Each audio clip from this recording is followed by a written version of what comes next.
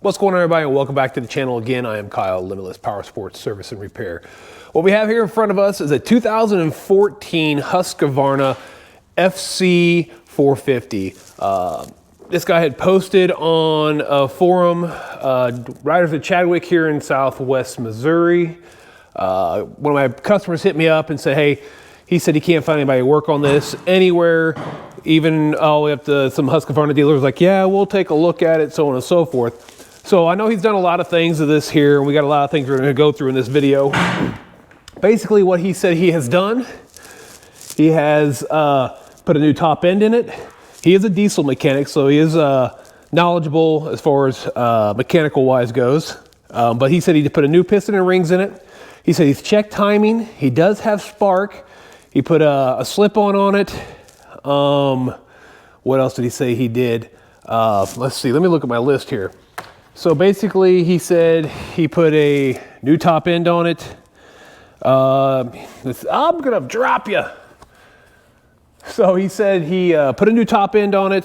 He shimmed the valves, slip-on exhaust. It doesn't have any codes or anything like that. It hasn't started since he rebuilt it, but he also sent the ECU out to somewhere in California. I'll have to remember the name, like Tokyo something, and had it flash for woods riding. So I need to figure out what they flashed in the ECU on this thing to make sure they didn't actually change some timing on it. Apparently he said that they just changed a fuel map. So, you know, it's supposed to help with startup and stuff, but it hasn't started since. But like I said, he said he's gone back through, double check timing. But what we're gonna do, we've had to charge this little lithium battery he has up in there, but we're gonna jump in and we're gonna check for compression. We're gonna do a leak down, and we're gonna check the valve clearances and timing just to start off. And hopefully we find something there, and I'm hoping it's not the ECU. I'm not sure if they can flash it back to stock or not, but I'm hoping it's not the ECU where it didn't download properly. He said he sent it back to him, and they said they never received it, but then he got it back in the mail, and they said, oh yeah, we did something to it, and it still hasn't started. So let's jump into this thing and see what kind of craziness we can find out. Hopefully that it's just maybe valve clearances. I think on this one it's supposed to be between 4 and 6 thou on the intake and 6,000 to 8,000 on the exhaust. He said he set them at 5 and 7, I believe. So let's jump in and find out what we can find out. All right, so we're gonna give this another try here. We're gonna try out a new Tusk dirt bike lift, scissor lift here. We're gonna go ahead and pull the tank off. That way we can access everything we need to access, make sure that's out of the way. So we'll go ahead and pull that off. He does have an oversized tank. I'm working in kind of tight quarters right now because I have a few bikes that I need to get out of here, but they're finished, just waiting for them to pick up. So we're gonna pull the tank off and you know, see how this lift does for us. I've used it on another build, just haven't put it up yet, but it's so far, I do like this thing. I'll leave a link in the description where I got it from. I got it on sale for I think 197 bucks shipped to my door, 120 bucks maybe shipped, or 220 bucks shipped to my door, something like that. It's been a little bit. So we're gonna give that a shot, see what it's like. I'll leave you guys a review on that. So let's pull this gas tank off and see what we got going on. All right, we got the tank off here real quick. Let's go ahead and pull the spark plug. We'll take a look at that. See what's going on down in there with that bad boy. Make sure I got the right spark plug socket here.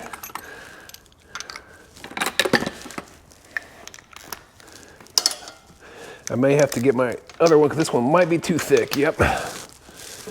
Where is my specialty? This one might actually do the trick here. There we go. I actually had to take a regular socket here. I didn't have this particular one. It's like a 14 millimeter. And go ahead and kind of grind it down just a smidge.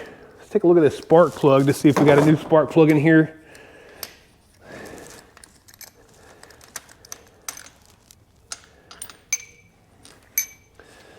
Spark plug doesn't look brand new. It looks like it's an older one. So let's go ahead and hook that up. Let's see if make sure we got spark real quick. So we'll try to get it in here. See if we got some spark. All right. Got great spark. You guys probably saw that. Let's see again. Yeah, we got really good spark, which is awesome. It seems a little tough on when it's on the compression stroke, so I'm gonna go ahead and grab my compression tester. We'll throw it in there, pull the throttle wide open, and see what kind of compression we got. Compression gauge tester here. It's from Cornwell. It's KA-2506. Nice little kit. I might be able to leave a link in the description for it, but I've had this for years and years. I use it for a compression and leak down, great little kit. So let's go ahead and throw this thing on there. Let's see what we get as far as our compression goes. Grab our little adapter.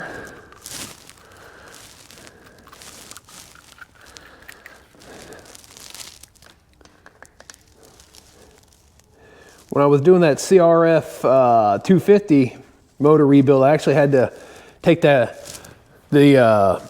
adapter piece and actually grind it down a little bit. This is another one I had to do for a different motor so I could actually get it down in there. So let's go ahead and throw this on there. And so we got that on there. Let's see what we get as far as compression goes. Let's get kind of close here. Throttle wide open. Okay, so it does have a compression release, but 40 pounds with the compression relief, I don't think is proper. So let's try that again.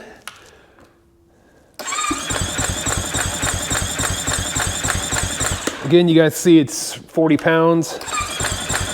It stops right there. So I'm pretty sure it should have around 84 pounds of compression with the decompression release, not 40. So we're gonna go ahead and I need to do a leak down, so I need to drain the oil on this and pull off the left side stator cover and put this thing at TDC and see what we get when we do a leak down. All right guys, so what basically I did, I just looked down in the cylinder. I can see the intake valve open up. I just put it in gear, turn the rear tire. I still will have to take that off when we do check timing to make sure we are properly timed up. But so we got that in there. Basically, let's just put this in and see if we hear any air blowing out anywhere.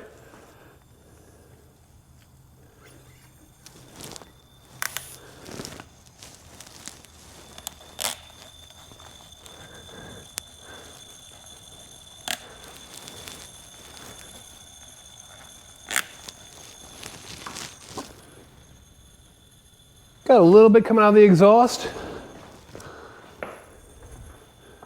All right guys, so we did the leak down, we pulled the side off, did it off camera, air compressor kept kicking on. So basically, we got a lot of leak down. So took off the stator cover so I could turn it over. We're checking our timing up here. We are at top dead center perfectly. I went to check valve clearances. Exhaust are set at 6 thousandths. He said he had them set at 7, but it's showing me 6. And he said he had the intake at 5. Well, I got 0 clearance on the intake. So I'm gonna jump in here.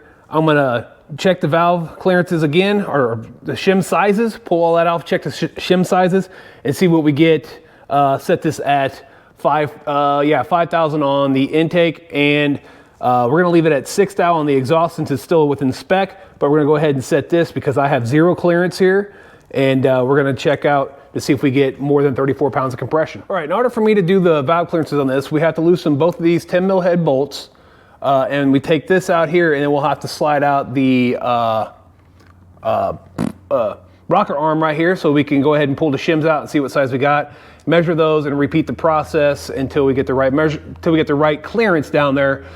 So I'm gonna do that off camera. Like I said, you gotta take this one out, and then this, and then slide that arm out to get the rocker arm out. And then grab your valve shims, measure those, and figure out what size you need and put the proper ones in there, turn it over a couple times by hand, and measure your clearances once again. Go. All right, since my battery went apparently cold and dead, let's try this again. So we got both rocker arms pulled out. We know the intake were a little off, the exhaust were perfect. We're still in spec there. I don't know why this thing looks dirty. Let me wipe the screen off here real quick for you guys.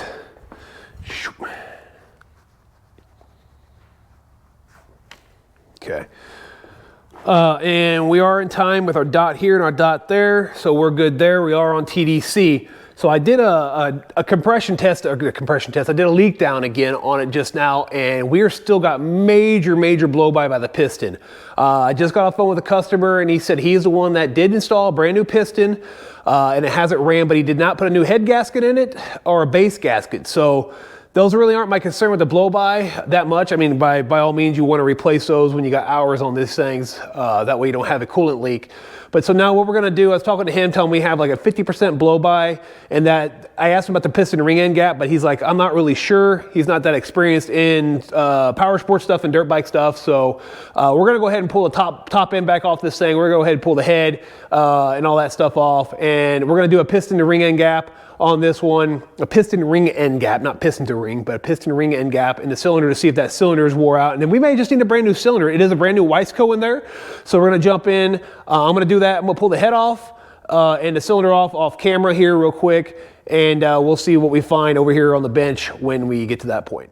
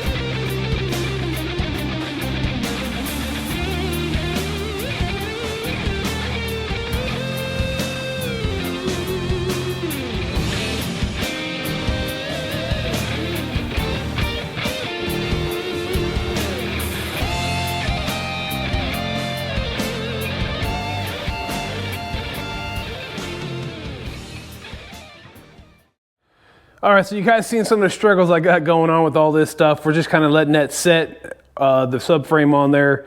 We got all the bolts out of the cylinder head. We're gonna go ahead and tap it loose and go ahead and extract that. I think we're gonna end up coming out of the right side over here. So I'll put you guys over here. Try to give you a little bit better angle. Can't get too close because I got too much stuff in the way. Grab my dead blow hammer. Give this thing a few like taps.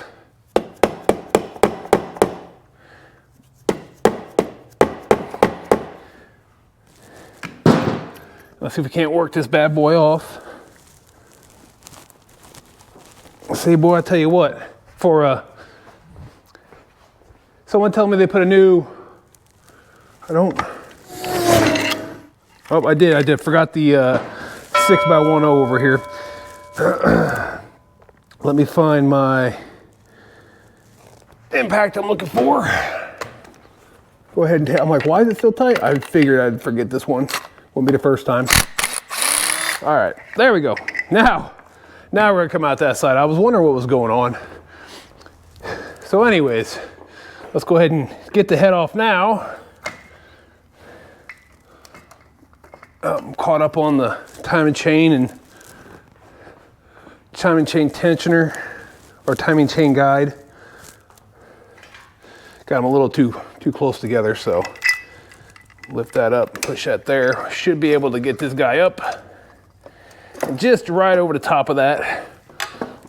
All right, so we got that guy out. Let's take a look at this thing here real quick. See, one of our exhaust springs broke on us.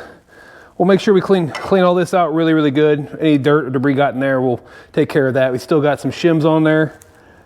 The head doesn't look too bad. Valves look pretty good.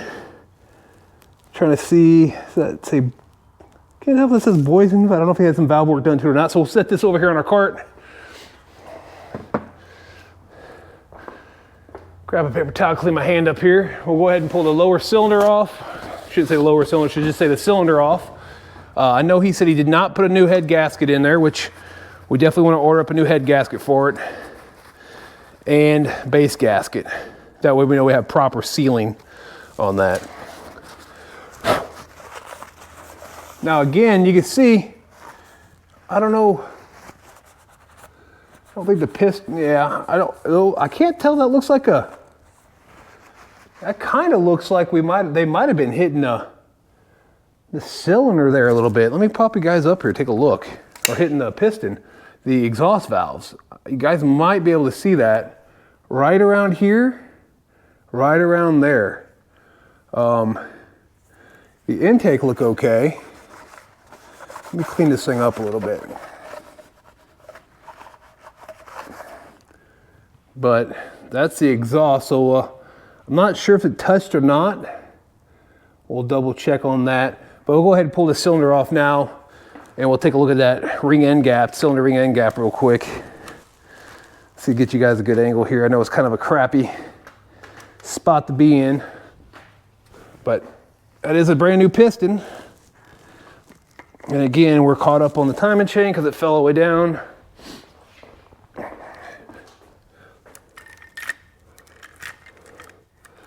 I would tie it up, but usually I have to fight it a little bit anyways. All right, so let's go on and pull this bad boy up here. Pop loose out of there.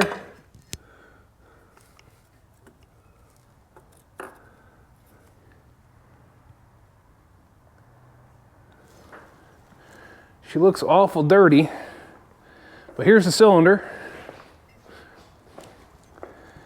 Cylinder's got a little bit of wear on the front. Actually, it's got some pretty good wear all the way around. Let me take my glove off, see if I can't actually feel that with my fingernail. Because if we could feel this with our fingernail, oh yeah, I could feel that all the way around. Because that would be the back. You guys, I don't know if you guys can see that or not, but boy, there's some wear in there. So we're gonna clean that up, see what we got inside there. Here's a base gasket. We're gonna do base gasket for it also. But the piston, I mean, there's a lot of junk down in here. I'm not sure. Get a better view on the camera there. There's a lot of junk down inside of here out of that deal. Well, I guess we can we are at TDC. So let's go ahead and we'll plug this off, we'll pull the piston out, and we'll jump on the bench and see what we got as far as ring end gap.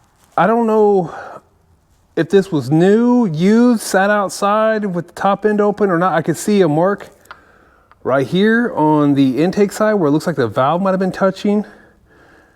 Exhaust also. It's really weird. And then you can look at the wrist pin. Let me go feel that rod real quick. He said, I talked to the customer, he said it was burning oil. He races it, it was burning oil. Let me slide this wrist pin back in there real quick. Wrist pin feels pretty good. No, I don't feel anything catching on it. I don't feel anything inside there on the rod. But let's check. So that feels good. So let's take this compression ring off. Let's check the rest. You can just see all the junk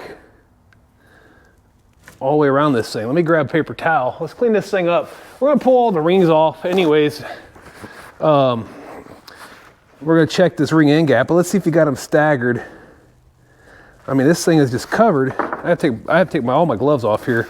This thing is just covered. So let's take that bottom retaining ring off, which looks like it's just covered in carbon.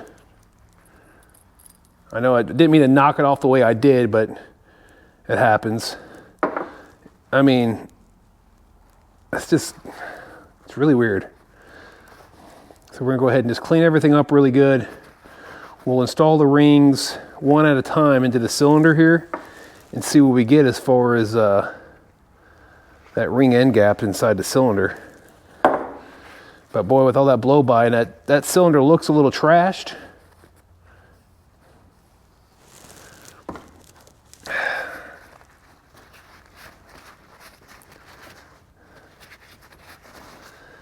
And this bad boy, which I like to start these on the very back of the piston, but it's all good. No big deal. All right, so let's clean this up a little bit more. I know I'm rambling on. I just want to make sure. I can also check piston ring clearance on here, on the sides. Make sure we got enough clearance there, but it is a brand new piston, so I'm not too worried about that. What I'm more worried about is, if you look at this ring,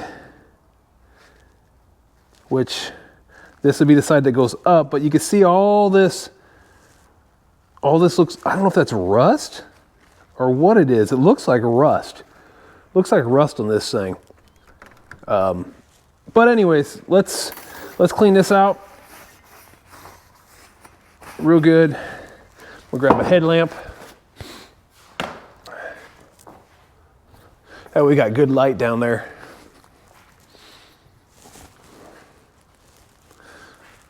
All right. Again, I could see, oh yeah, that's a lot of wear on that cylinder on the front and back. I could feel it all the way around. That's just from sucking dirt in there. But all right, so let's check ring end gap here.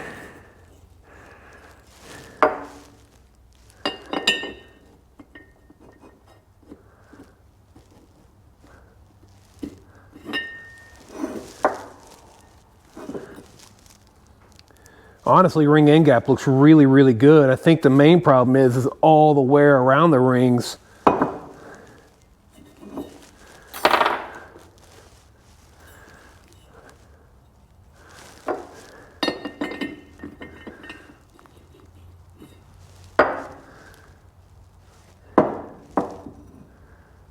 That looks a little big, but let's go ahead and measure it here. Let's grab our feeler gauges.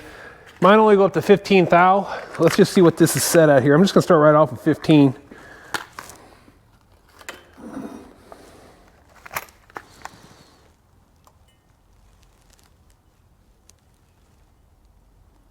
I'm gonna say it's about 15 thousandths on that one. I think on this model that's okay. Let's check this compression ring one more time. Make sure we got, yep, that's facing up.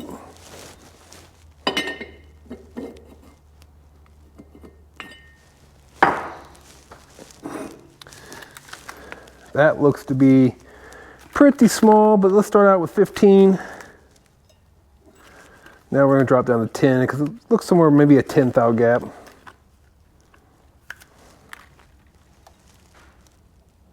So there's 10. Let's try 11.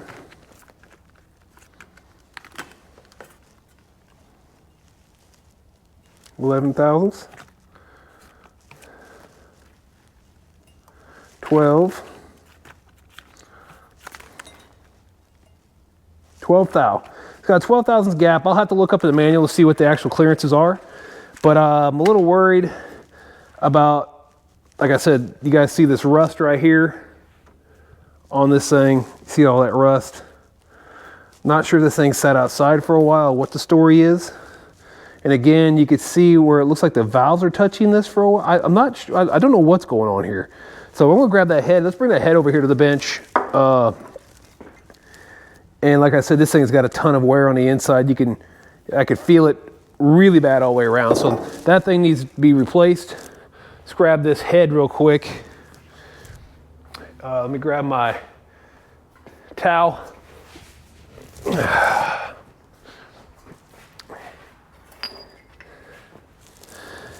take these two shims out here.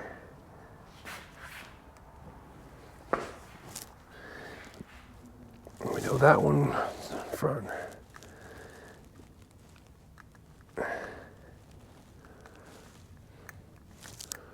There's my magnet. I'm like, where's it at? Looking around for it. Got it. There. That made life a lot easier.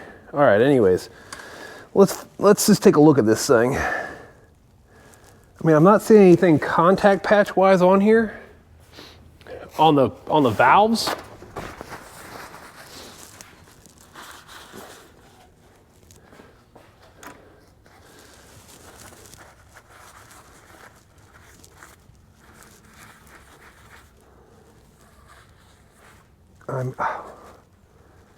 Makes me wonder why the intake valves are a lot cleaner than the exhaust. Could have been him cleaning it up, not really sure. I could see something at one point in time got into that cylinder. You can see it a little bit of, I can feel it right here Get you a better angle here. You can see it right there. Something got down in there. Could have been dirt from racing, not cleaning the air filter enough, not being completely sealed. I don't think the valves are going to be bad. Like I said, I wasn't getting any blow through, blow by, or leak down through there, so I think we're good on that. But we definitely need a new cylinder. I mean, I could feel that all over the place. So that's probably where all our blow by is coming from there. Ring end gap looked good, like I said, but I'm gonna look that up in the manual and let you guys know what that's supposed to be. I'll call the customer and we'll see what our next steps are gonna be.